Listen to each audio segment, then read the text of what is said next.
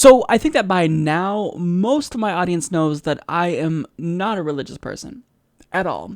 But with that being said, there are certain elements of religions that I do appreciate. Like, for example, I do like mindfulness and that idea, which came from Buddhism. And there are certain philosophical aspects of the Bible that I do support and agree with. So, for example, Matthew 5:3 reads, "Blessed are the poor," and Matthew 19:21 reads, "If you want to be perfect, go, sell your possessions and give to the poor, and you will have treasure in heaven."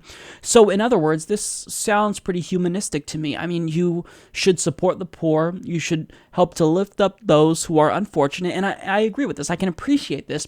But a message like this, it should resonate more with the followers of Christianity than anyone. I mean, I think that this is agreeable. I don't necessarily believe that you need a religion to tell you this. It should just be common sense. But if you really do identify with a religion and you subscribe to Christianity, for example, then this should be a no-brainer. But since Republicans purport to be religious, you would think that this message would be easily agreeable. I mean, give to the poor. It's an inherently political statement, so this should translate into policy as well. But I mean, President Trump, who allegedly found Jesus, recently decided to cut funding for programs that actually help the poor, like Meals on Wheels. I'm sure that that's exactly what Jesus would have wanted. But, the reason why I am calling out Donald Trump's religiosity is because if you're going to claim to be a Christian, then shouldn't you follow the ideals of your religious figures? It makes no sense to me. And, if you are a Republican, up is down and left is right, because apparently to cut funding for Meals on Wheels, that's the more compassionate thing to do, because according to White House budget chief Mick Mulvaney, he described the budget blueprint, which calls for dramatic cuts to domestic spending programs in favor of increased funding for military, as one of the most compassionate things we can do. So how exactly is it compassionate to cut funding to programs that feed the poor, you ask? Well, it's simple. According to this guy, you will receive some tax relief. So congratulations, you will save a penny or two. But, the poor go hungry. That doesn't sound very compassionate, and I think that I would be more than willing to pay not just, a penny or two more. I'd be willing to pay substantially more in my taxes if I know that my fellow Americans are taken care of.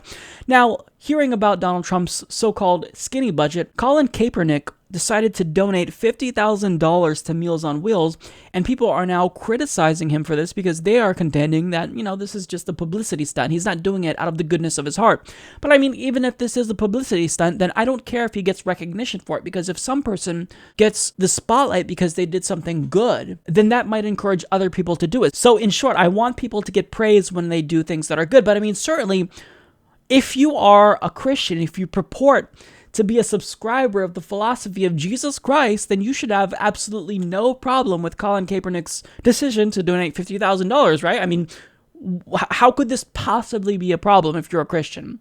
Well, according to Sarah Palin, she has a big problem with him donating $50,000. Now, the scripture that I quoted earlier should guide Sarah Palin, because she's a strong, committed Christian. She actually said it was Jesus Christ who kept her standing through the 2008 election, according to the Christian Broadcasting Network.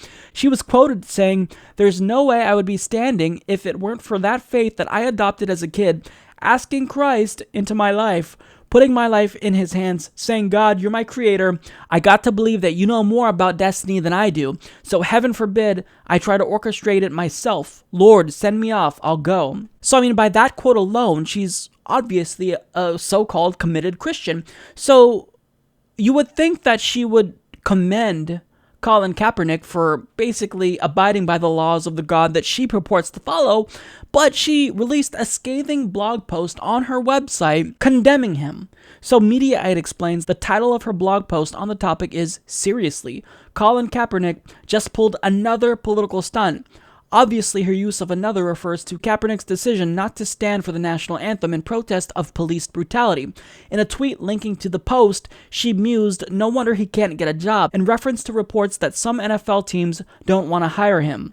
She concluded her post with, "Kaepernick is pretty bold to make another political move like this one.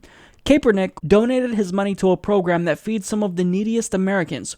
That's why the post and tweet insisting that there is something nefarious about donating to a program that feeds the disabled and elderly are generating a lot of shock. And because of the backlash that she received after posting something that makes her a hypocrite, according to her own religion, she decided to remove it. So to kind of recap here what went on, so we had a Christian fundamentalist who claims that Jesus is her God, and his philosophy guides her. She lambasted someone for abiding by the principles of her own God and said that he was doing something that was a political stunt or a publicity stunt to bolster his own popularity. He wasn't doing it out of the goodness of his heart. There's no way that could be the case. He's doing this because he wants something out of it. But regardless if he was doing that or not, isn't he abiding by your God, Sarah? He's feeding the poor. Again, blessed are the poor. And the Bible that you say you follow, says that you should sell your possessions and give it up to the poor. Have you done that yet? Don't you live in a mansion? It makes no sense to me how evangelical constituents can't see through the bullshit that these hypocritical so-called Christians continue to espouse.